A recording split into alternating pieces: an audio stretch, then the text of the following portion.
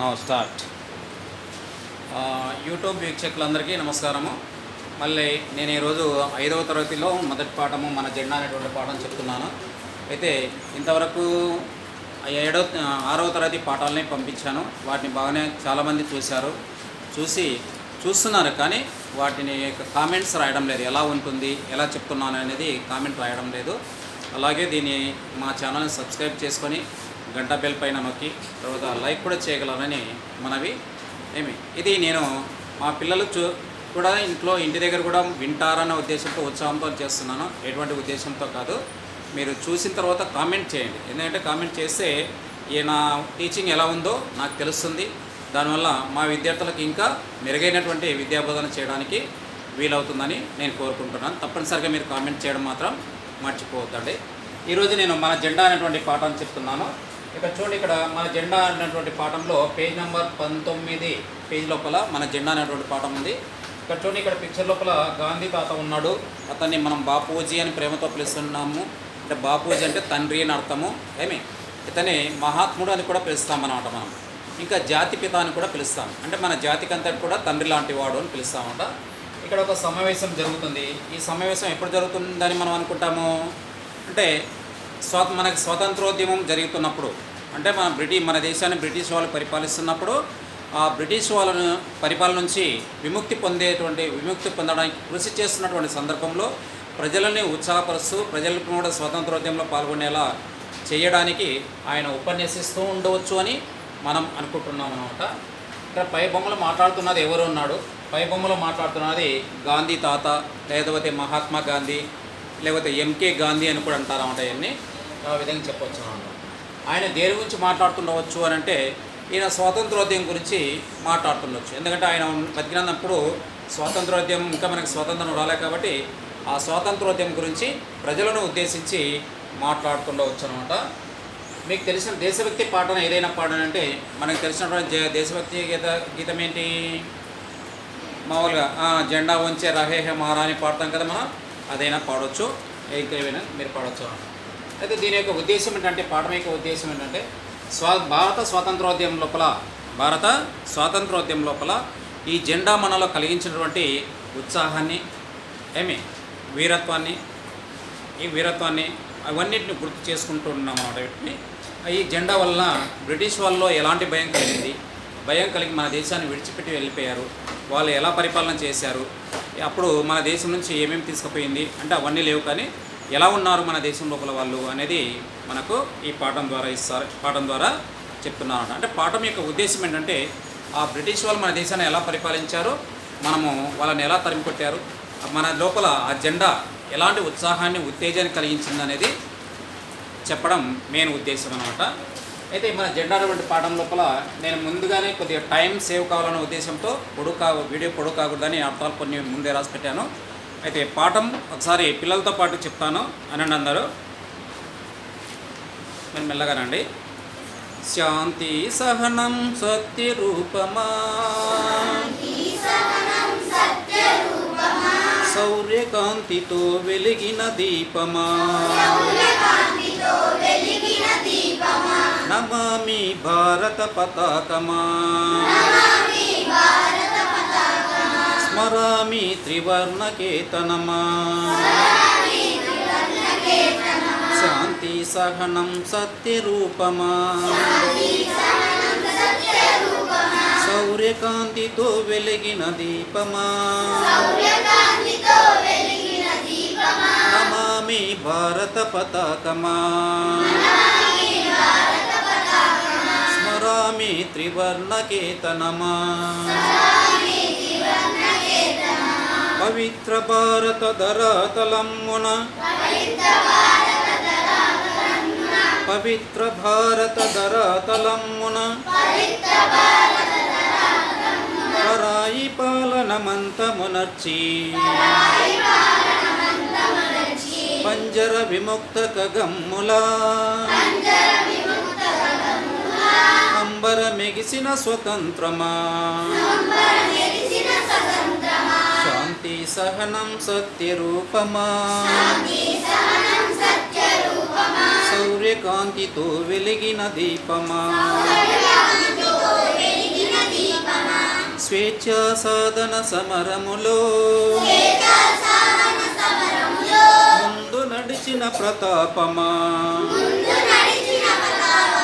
స్వాతంత్రం మా జన్మ హక్కని గర్జించిన పర్జన్య రావమా, స్వాతంత్రం మా జన్మ హక్కని గర్జించిన పర్జన్య రావమా, గర్జించిన పర్జన్య రావమా. శాంతి సహనం సత్య రూపమా, సౌర్యకాంతితో వెలిగిన దీపమా, ముస్కర బ్రిటిషు మత్త గజాలను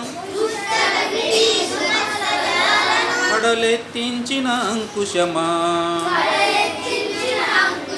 సమరావనిలో సహోదరాలికి సమరావనిలో సహోదరాలికి అండగా నిలిచిన ఆయుధమా, అండగా నిలిచిన ఆయుధమా. శాంతి సహనం సత్య రూపమా, సౌర్యకాంతితో వెలిగిన దీపమా, నమామి భారత పతాకమా, స్మరామి త్రివర్ణ కేతనమా, నమామి భారత పతాకమా, స్మరామి త్రివర్ణ కేతనమా, స్మరామి త్రివర్ణ కేతనమా అనే విధంగా పాడడం ఇంకా మంచి పాడడం మీరు నేర్చుకోండి. మళ్ళీ ఒకసారి నేను చెప్తాను, వినండి, సైలెంట్గా వినండి. శాంతి సహనం సత్య రూపమా, సౌర్యకాంతితో వెలిగిన దీపమా, నమామి భారత పతాకమా, స్మరామి త్రివర్ణ కేతనమా, పవిత్ర భారత ధరాతలమ్మున పరాయి పాలనమంతమనర్చి పంజర విముక్త గగమ్ముల అంబర మెగిసిన స్వతంత్రమా, శాంతి సహనం సత్య రూపమా, సౌర్యకాంతితో వెలిగిన దీపమా, స్వేచ్ఛా సాధన సమరములో ముందు నడిచిన ప్రతాపమా, స్వాతంత్రం మా జన్మ హక్కని గర్జించిన పర్జన్య రావమా, ముస్కర బ్రిటిషు మత్త గజాలను హడలెత్తించిన అంకుశమా, సమరావనిలో సహోదరాలకి అండగా నిలిచిన ఆయుధమా, సమరావనిలో సహోదరాలకి అండగా నిలిచిన ఆయుధమా. శాంతి సహనం సత్య రూపమా, సౌర్యకాంతితో వెలిగిన దీపమా, నమామి భారత పతాకమా, స్మరామి త్రివర్ణ కేతనమా, నమామి భారత పతాకమా, స్మరామి త్రివర్ణ కేతనమా, స్మరామి త్రివర్ణ కేతనమా అని ఈ పాట చెప్పబడింది. ఈ పాఠంలో ఏముందంటే శాంతి సహనం సత్యానికి రూపం మన జెండా. మన జెండాలో 3 రంగులు ఉంటాయి కదా, అందుకోసం వాటిని ఏమంటారంటే త్రివర్ణ కేతనము అని. త్రివర్ణము అంటే 3 రంగులు ఉంటాయి అన్నమాట. కేతనం అంటే జెండా అంటారు, కేతనం అంటే జెండా అంటారు. స్మరామి త్రివర్ణ కేతనం. శాంతి ఇది దేనికి గుర్తు? శాంతికి, సహనానికి, సత్యానికి గుర్తు అన్నమాట. కాబట్టి ఈ 3 గుణాలకు ప్రతిరూపమైనటువంటి మన జెండా శౌర్యకాంతితో దీపంలా వెలిగిందన్నమాట. శౌర్యం అంటే పరాక్రమం, శౌర్యం అంటే పరాక్రమంతో ఒక దీపంలాగా వెలిగిందన్నమాట. అటువంటి మన జెండాకు, త్రివర్ణ పతాకానికి నమామి భారత పతాకమ, నేను నమస్కారం చేస్తున్నాను. స్మరామి త్రివర్ణ కేతమ, స్మరామి అంటే స్మరించుకోవడం, అంటే మననం చేసుకోవడం, గుర్తు చేసుకోవడం. ఈ 3 రంగుల జెండాను నేను గుర్తు చేసుకుంటున్నాను అని ఈ పాఠం ద్వారా ఎవరు శేషం లక్ష్మీనారాయణాచార్యుల వారు మనకు తన స్వరభారతి అనేటువంటి గేయ సంకలనం నుండి ఈ మన జెండా అనేటువంటి పాటని మనకు ఇచ్చాడనమాట. దాంట్లో ఇంకేమి ఇచ్చాడంటే ఎలా ఉంటుంది మన దేశం అంటే పవిత్ర భారత ధరాతలమ్మున పరాయి పాలనమంత మొనర్చి అంటే మన జెండా ఏం చేసిందంటే పవిత్రమైనటువంటి మన భారతదేశంలో అంటే సంస్కృతి సాంప్రదాయాలకు నిలయమైనటువంటి ఈ భారతదేశము, శాంతి సహనానికి త్యాగానికి గుర్తైనటువంటి ఈ భారతదేశంలో పరాయి వాళ్ళు అంటే ఇప్పటికీ 200 సంవత్సరాలు మన దేశాన్ని ఆ బ్రిటిష్ వాళ్ళు పరిపాలన చేశారన్నమాట. ఆ విధంగా పరిపాలన చేసినటువంటి వాళ్ళని మనము మన దేశం నుంచి వాళ్ళని వెళ్ళగొట్టడానికి అంతమునర్చి అంటే వాళ్ళ యొక్క పరిపాలనని తొలగించి అనర్థం అన్నమాట. ఎలాగంటే పంజర విముక్త కగమ్ముల అంబర మెగిచిన స్వతంత్రమా అన్నాడు. అంటే పంజరములో చిలకని మనం ఒక పక్షిని కానీ చిలకని పెడతాం కదా, అది ఎక్కడైనా ఎగురుతుందా? మనం పెడితే తినాలి, నీళ్ళు పోస్తే తాగాలి, లేకపోతే ఉపవాసం ఉండాలి కదా. అంటే బానిసగా ఉంటుందన్నమాట, మనం చెప్పింది మాత్రమే చేయాలి. అలా బతుకుతున్నటువంటి మనము ఎలా ఉండాలంట? ఆ పంజరం యొక్క తలుపులు తెరిస్తే ఆ పక్షి ఎలా ఎగిరిపోతుంది, ఎంత సంతోషంగా ఎగిరిపోతుంది, ఆకాశం ఎత్తుకి ఎగిరిపోతుంది. అలాగా కూడా మన జెండా కూడా స్వతంత్రం పొందిన తర్వాత అంబరం ఎగిసిన స్వతంత్రమా, ఆకాశం ఎత్తుకు ఎగిరి ఆకాశమంతా అది విస్తరించింది అని. అంటే ఆకాశమంతా కూడా కప్పుకొని ఉంది అని మనకి ఈ పాట ద్వారా శేషం లక్ష్మీనారాయణాచార్య గారు తన స్వరభారతి అనేటువంటి గ్రంథం నుంచి గేయ సంకలనం నుంచి చెప్పాడు. ఇంకేం చెప్పాడంటే మన జెండా గురించి, స్వేచ్ఛా సాధన సమరములో ముందు నడిచిన ప్రతాపమా అన్నాడు. అంటే స్వేచ్ఛను సాధించడం లోపల స్వేచ్ఛా సాధన అంటే సాధించడం, ప్రయత్నం చేయడం, ప్రాక్టీస్ చేయడం అంటే స్వేచ్ఛను పొందడానికి, స్వతంత్రం పొందడానికి మనం చేసేటువంటి ప్రయత్నంలో, సమరం అంటే యుద్ధంలో, ఆ యుద్ధ ప్రయత్నం లోపల మనకు ముందు ఉండి అది దారి చూపించిందన్నమాట. ఎవరు? మన జెండా, 3 రంగుల జెండా త్రివర్ణ కేతనము మనకు ముందు ఉండి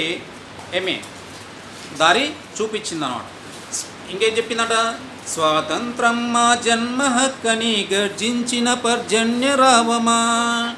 ఈ జెండా ఎలా గర్జించిందంట? గర్జించడం అంటే అరవడం, గట్టిగా అరిచిందనమాట. సింహం అరుస్తుంది కదా, ఆ అరుపుని గర్జించడం ఉంటారన్నమాట. ఆ విధంగా సింహంలా మన దేశ ప్రజలు ఆ బ్రిటిష్ వాళ్ళపైన గర్జించారన్నమాట. ఏమని? స్వాతంత్రం మా జన్మ హక్కు అంటే, జన్మ హక్కు అంటే పుట్టుకతో వచ్చినటువంటి హక్కు, స్వేచ్ఛగా జీవించడం ప్రతి జంతువుకు కూడా పుట్టుకతో వచ్చినటువంటి హక్కు అని ఏం చేశారు? గర్జించినటువంటి పర్జన్య రావమ అంటే పర్జన్యం అంటే శంఖంలాగా గర్జించారన్నమాట. ఇంకా తర్వాత ఏం చెప్పారు? ఆ బ్రిటిష్ వాళ్ళు ఎలా ఉన్నారంట మన దేశంలో అంటే, ముస్కర బ్రిటిషు మత్త గజాలను హడలెత్తించిన అంకుశమా. ఆ బ్రిటిష్ వాళ్ళు ఎలా ఉన్నారంటే, ముస్కరులు అంటే దుర్మార్గులు, చెడ్డవాళ్ళు, నీచులు అంటాం కదా. ఆ విధంగా ఎందుకంటున్నారంటే, మన వాళ్ళని బానిసలుగా చేసి అనేక రకాలుగా చిత్రహింసలు చేసి మన దేశ సంపదని వాళ్ళ దేశానికి దోచుకొని వెళ్ళారన్నమాట. అటువంటి సందర్భంలో వాళ్ళు ఎలా ఉన్నారంట? మత్త గజాలు అంటే బాగా బలిసిన ఏనుగులాగా ఉన్నారంట వాళ్ళు. ఏనుగు పెద్దగా ఉంటుంది కదా, దాన్ని మనం చూసేమనిపిస్తే భయం వేస్తుంది. ఎంత లావుగా ఉంటుంది, పెద్దగా ఉంటుంది, మన అందుకోలేనంత ఎత్తుగా ఉంటుంది కదా. ఆ విధంగా మన దేశ సంపదను దోచుకుని పోయి వాళ్ళు ఆ బ్రిటిష్ వాళ్ళు అలా బలిశారనమాట. అలా బలిసినటువంటి వాళ్ళను కూడా ఏం చేసిందంట మన జెండా? హడలెత్తించిన అంకుశమా, అది భయపెట్టిందంట మన జెండాను చూస్తే వాళ్ళు భయపడిపోతున్నారన్నమాట. అంకుశం అంటే ఏంటి? మన ఏనుగు తలపైన ఏం చేస్తాడు? మావటివాడు కూర్చుంటాడు. అంటే ఏనుగు తోలేటప్పుడు రాని మావటివాడు అంటారు. ఆ మావటివాడు కూర్చొని బాగా ఇలా ఉంటుందన్నమాట. అంటే ఇలా త్రిభుజాకారంలో ఉండి ఇలా ఉంటుంది, ఇలా పట్టుకొని ఉంటాడు అన్నమాట. ఇలా పిడి పట్టుకొని ఉంటాడు, పట్టుకొని ఉండి దీన్ని ఏం చేస్తాడు? దీంతో తలపైన ఇలా పొడుస్తూ ఉంటాడు అన్నమాట. పొడుస్తుంటే ఆ ఏనుగు ముందు కదులుతూ ఉంటుంది. ఏం చేస్తాడు? నా యజమాని నన్ను తోలుతున్నాడు అని అది ముందు కదులుతూ ఉంటుంది అన్నమాట. దాన్ని ఏమంటారంటే అంకుశం ఉంటారన్నమాట. అంకుశంలాగా పనిచేసింది అన్నమాట. ఏది? మన జెండా అన్నమాట. ఎందుకు? బ్రిటిష్ వాళ్ళని వెళ్ళగొట్టడానికి చూసి ఆ వెళ్ళగొట్టేటువంటి సందర్భంలో ఈ జెండాను చూస్తే వాళ్ళు భయపడుతున్నారు అన్నమాట. ఏనుగు అంకుశాన్ని, చిన్న మేకును చూసి ఎలా భయపడుతుందో అలా అంతగా ఉన్నటువంటి ఆ బ్రిటిష్ వాళ్ళు కూడా జెండాను చూసి భయపడేటువంటి వాళ్ళు. ఎలా ఉందంట? సమరావనిలో సహోదరాలికి అండగా నిలిచిన ఆయుధమా. మళ్ళీ ఈ సమరావనిలో అంటే స్వాతంత్రోద్యమ సమరంలో సహోదరులకి అంటే తోటి వాళ్ళకి ఎలా ఉందంటే అండగా నిలిచింది, తోడుగా నిలిచింది అనమాట. తోడుగా నిలిచిందని చెప్పారన్నమాట. ఎవరు చెప్పారు? శేషం లక్ష్మీనారాయణాచార్య గారు చెప్పారన్నమాట. శేషం లక్ష్మీనారాయణాచార్య గారు చెప్పారు. ఈ పాఠాన్ని దేన్ని తీసుకున్నాము? స్వరభారతి అనేటువంటి గేయ సంకలనం నుంచి తీసుకున్నాం అన్నమాట. ఏమి గేయ సంకలనం నుంచి మనకి ఇచ్చారు పాఠంలో. దీంట్లో అర్థాలు చూడండి. అర్థాలు కొన్ని నేను ముందే రాశాను టైం సేమ్ కోసము. చూడండి, సహనం అంటే ఓర్పు, సత్యం అంటే నిజం, శౌర్యం అంటే పరాక్రమం, కాంతి అంటే వెలుగు, నమామి అంటే నమస్కారం, పతాకం అంటే జెండా, కేతనం, బావుట అని కూడా అంటారు. స్మరామి అంటే గుర్తు చేసుకోవడం, స్మరించుకోవడం అంటాము. త్రివర్ణము అంటే 3 రంగులు. అంటే 3, వర్ణం అంటే రంగులు, 3 రంగులు. ధరాతలం ఇది కనిపిస్తుందో లేదో కదా, ఇక్కడ చూడండి.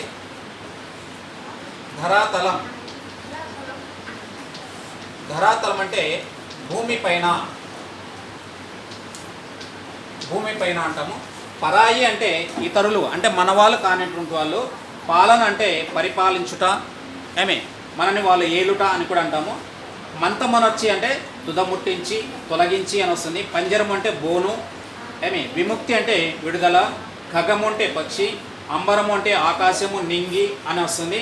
ఇంకా మెగిసిన అంటే ఎగిరిన, స్వాతంత్రం అంటే స్వేచ్ఛ అని అర్థాలు వస్తాయి. వీటిని అందరూ కూడా రాసుకోవచ్చు.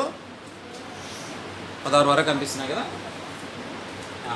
ఇంకా కొన్ని అర్థాలు రాయిస్తాను చూడండి, మీకు తర్వాత రాయిస్తాను.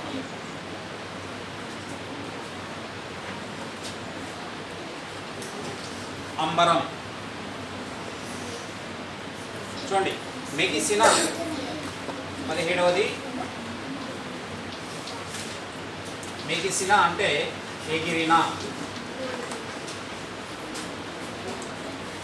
స్వతంత్రం అంటే స్వేచ్ఛ. తర్వాత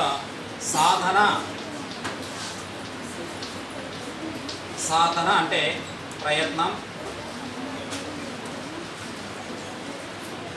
సమరం అంటే యుద్ధం, కొట్లాట, యుద్ధం లేదా కొట్లాట అంట.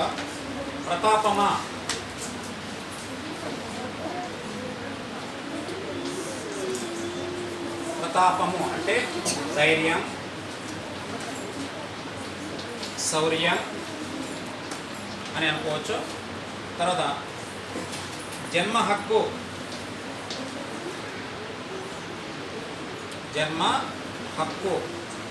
అంటే పుట్టుకతో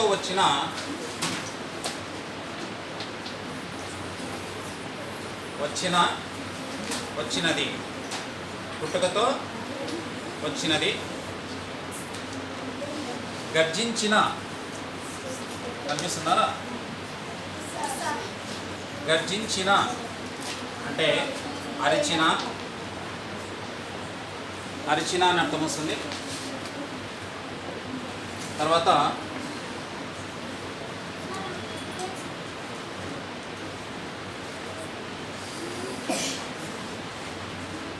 అరిచిన వస్తుంది. పర్జన్యము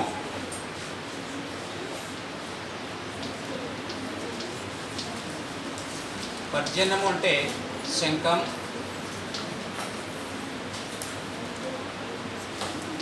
రావము అంటే శబ్దం, చప్పుడు.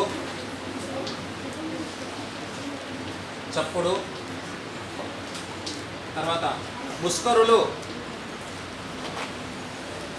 ముస్కరులు అంటే దుర్మార్గులు.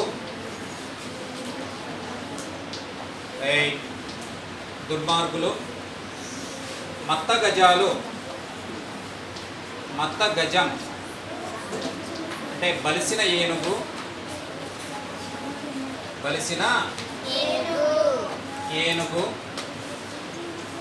తర్వాత బలిసిన ఏనుగు. హడలెత్తించిన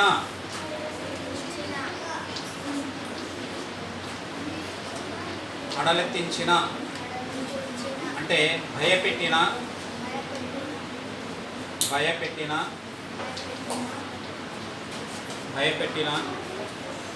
అంకుశము అంటే ఇక్కడ ఆయుధము అనుకోవచ్చు. ఆయుధము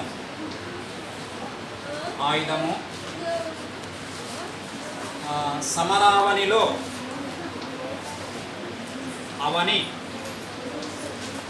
అంటే భూమి, నేల. తర్వాత సహోదరాలికి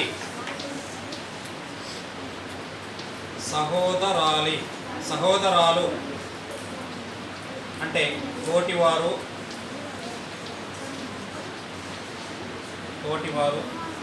అండగా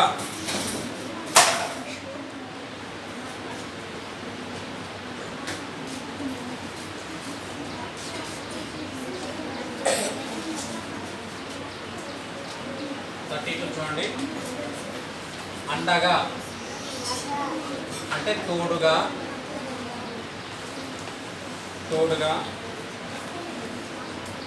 నిలిచిన అంటే ఉన్న ఆయుధమా. ఆయుధం అంటే మీకు తెలుసు కదా, ఆయుధము అంటే ఆయుధము అని అంటాం. ఇది వద్దులేండి, ఆయుధం. ఇవి ఈ పాఠానికి చెందినటువంటి అర్థాలు. అయితే ప్రతి పదానికి కూడా అర్థము చెప్పడానికి ప్రయత్నం చేశాను. దీన్ని గుర్తించి మీరు కూడా ప్రోత్సహిస్తారని కోరుకుంటున్నాను. ఇంతటితో సమాప్తం.